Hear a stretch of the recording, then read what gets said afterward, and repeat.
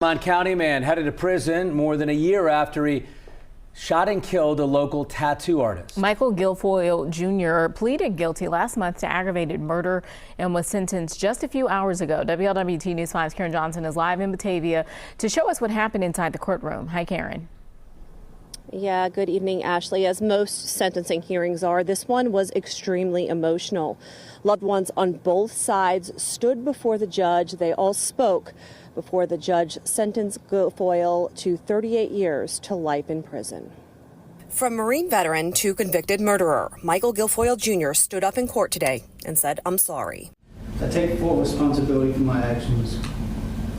I know that my apologies will never be enough, and I don't expect your forgiveness. There are no words to truly convey my regret for what I have done. In January 2023, Guilfoyle, armed with a gun, showed up at the Stay Gold Tattoo Studio and demanded money from his friend and shop owner, Brian Wilson.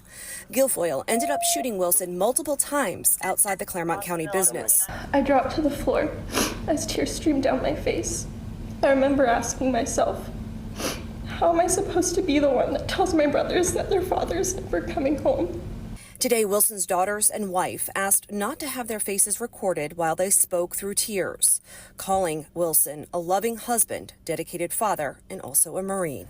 For me, losing Brian has meant losing my partner, my rock, my soulmate, my best friend, and the love of my life.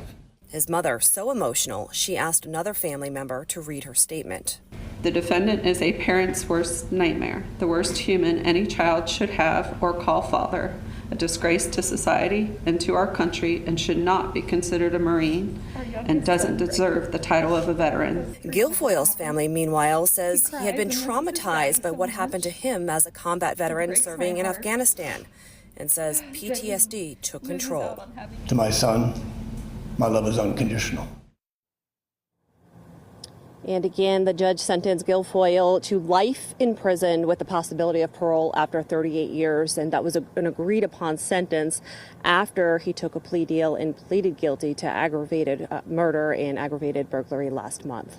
Reporting live tonight in Claremont County, Karen Johnson, WLWT News 5. Karen, did the judge respond at all to the comment about Guilfoyle suffering from PTSD? Yeah, he actually did, Ashley, and he says, you know, if you were struggling, the last thing you should have had was a firearm in your pocket. All right, Karen Johnson live for us tonight. Thanks so much, Karen.